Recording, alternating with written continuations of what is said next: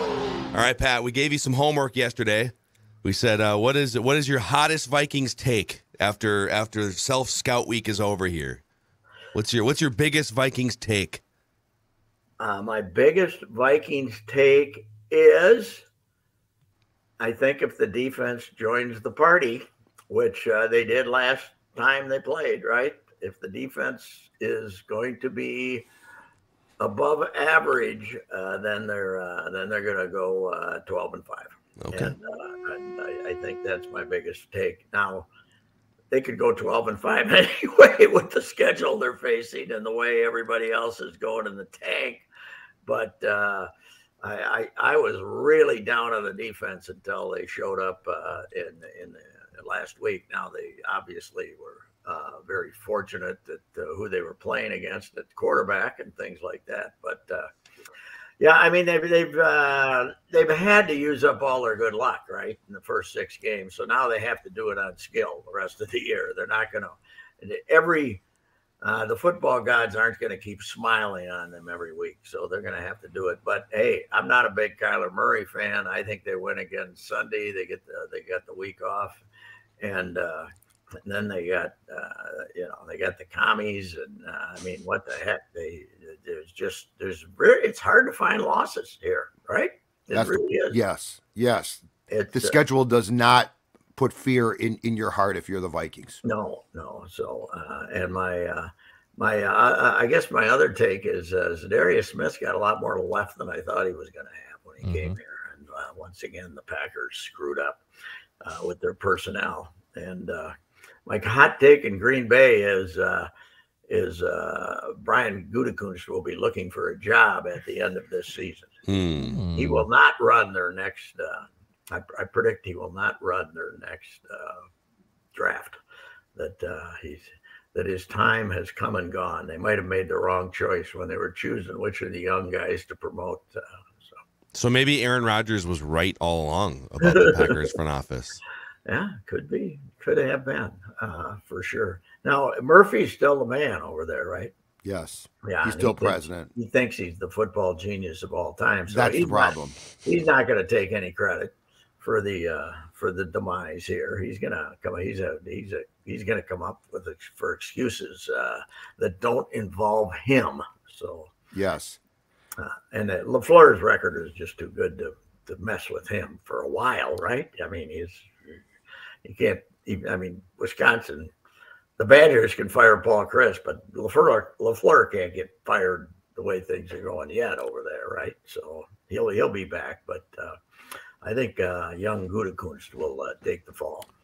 I think, Pat, the good news for the Vikings and their fans about the Packers is this too: if the Packers get a president who's not good, it's fantastic, because getting rid of that person is damn near impossible. Yeah. It takes forever, because who's going to do it? The board. But the board can't decide. Mm-hmm. They should put it up for a vote with the owners. Yeah, exactly.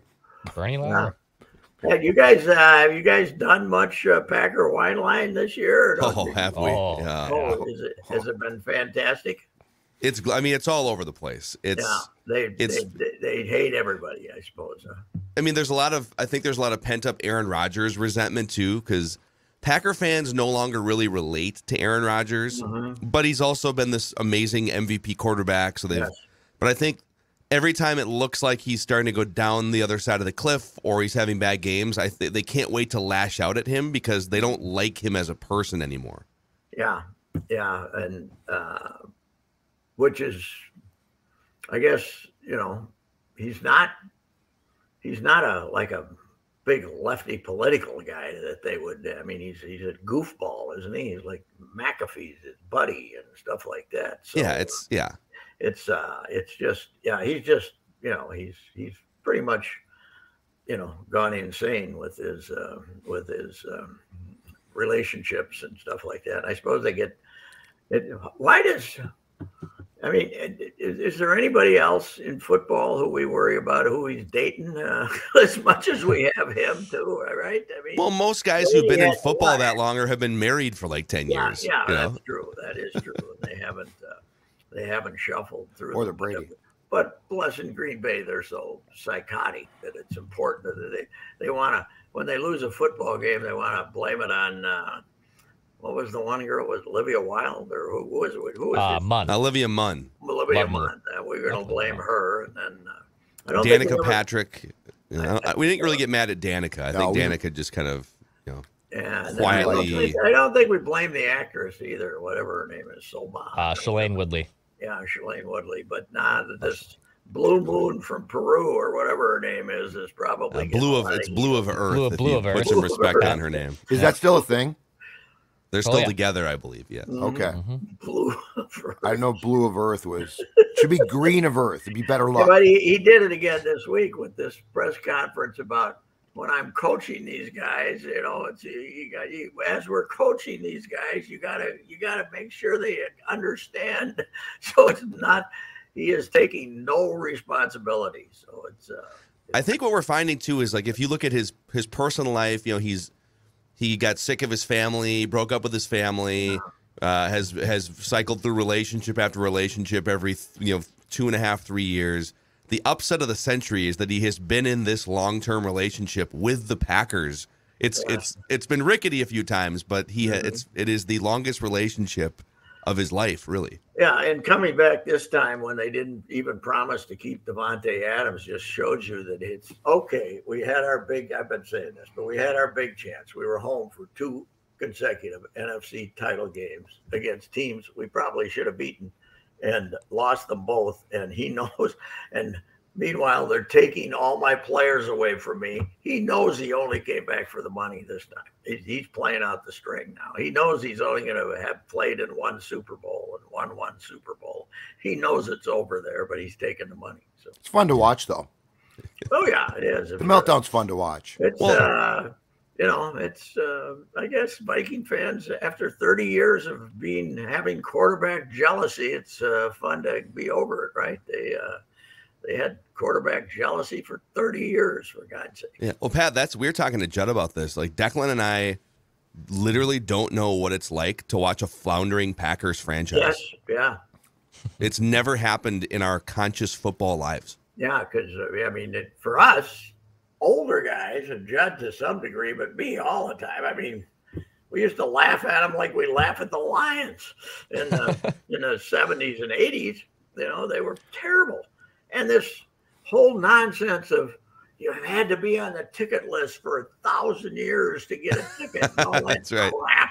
You could walk up there and buy tickets before the game for 20 years. You put your name on the list so that your great-grandchildren can someday have a chance to walk into Lambeau Field. Bart Starr as a coach was an absolute dumpster fire. Mm-hmm. Was there ever legitimate awful. talk when they were so bad in the 80s that like contraction was ever a possibility for them? Not in the 80s, but I believe back in the 50s before Lombardi came to town, there was conversation that they had to play those 3 games in Milwaukee, for half their tenure for years and years. But there was talk in the 50s that they might lose the franchise and go to some who plays. That's when the league only had 12 teams, too.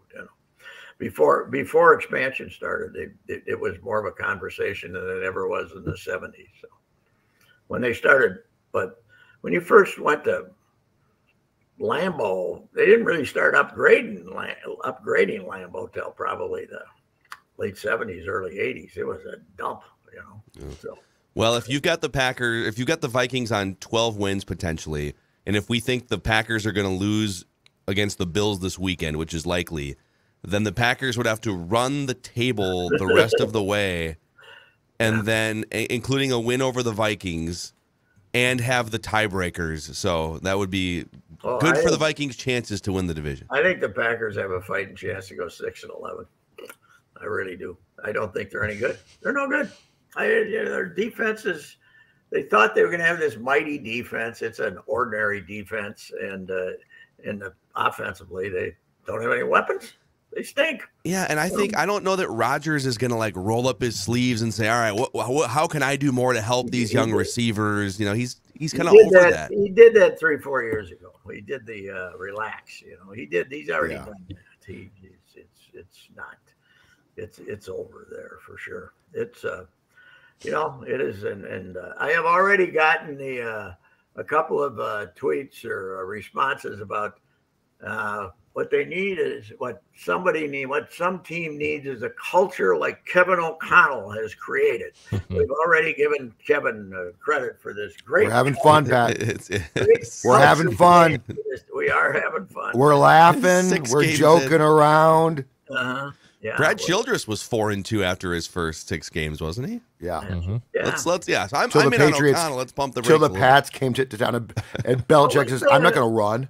What was the 5-0 year? Was 6-0? Was it 6-0? What Ticey start the one year? 03. 6-0. Was 6-0? Right? Yeah. Missed the playoffs. That was his second year, right? That was his second year. Second full year, yeah. Yeah. Is that the year they got beat in Arizona and he Yes. Yeah. flipped off reps as he walked? I was there. That was a great game. They blew that one in. Ticey's walking off, going like this to the officials after they called the touchdown. And then the Packers, that's when the Packers rivalry was good, though, because they had the guy who caught the pass come up to be honored at some Packer event, right? What was the name of that guy that caught the pass? Nate Poole. Nate Poole. They had Nate Poole come up to Green Bay, and they honored him at some. The mayor invited him. The mayor of Green Bay and the Packers went nuts. They're like, "We have nothing to do with this. We're not trolling the Vikings. Don't say that." Troll them. The mayor invited him was just outstanding. Mm-hmm. Yeah, it is. I have a hard time putting my hands around it, but if for guys your age, it's you and Declan is like, you're right. Like, this is why you hate the Packers, because they've been inferior to them pretty much since 1994. Well, although Denny was probably over 500 against him, wasn't he? It was pretty back and forth. Yeah. Well, 96, 97. That's the best this rivalry's ever been when Denny was here. Yes. Because they were they were both really good. The Packers were coming on. Favre couldn't win in the Dome when he was winning every place else. That was the best. That was the best the rivalry's ever been. And the first game that Green faced them was Holmgren's first game with the Packers. It was the opener in Lambeau in '92, and if you recall, Mikowski started that game because Favre didn't get in until Mikowski got hurt in the third game against the Bengals.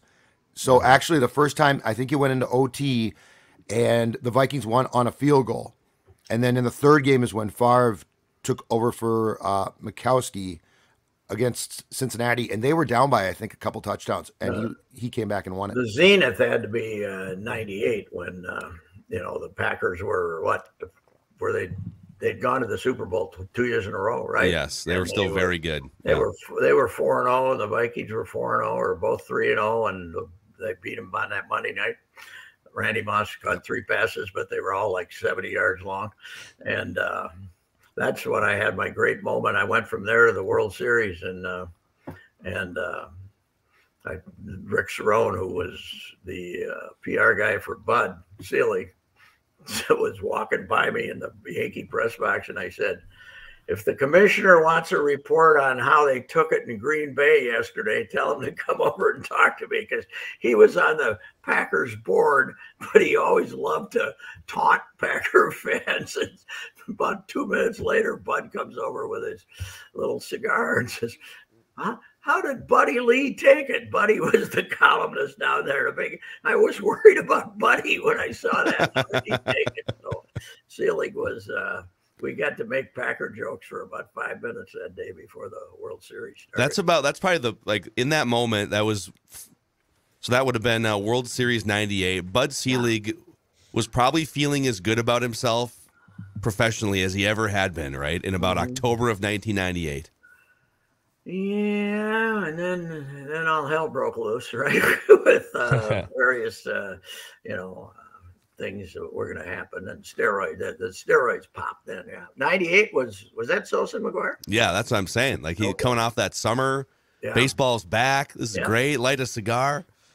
Yeah, well, I think isn't Judd the one that's endorsed the idea of making them legal so we can start hitting again? The steroids. No. If you're not going to move the mound back, at least let guys take the vitamins again. Let them get back up like this. Hey, who do you get? You got Phillies or Stros in this one? I like those 2 Philly starters, but I can't believe it's going to go more than 5. Houston's just too bad, too good, aren't they?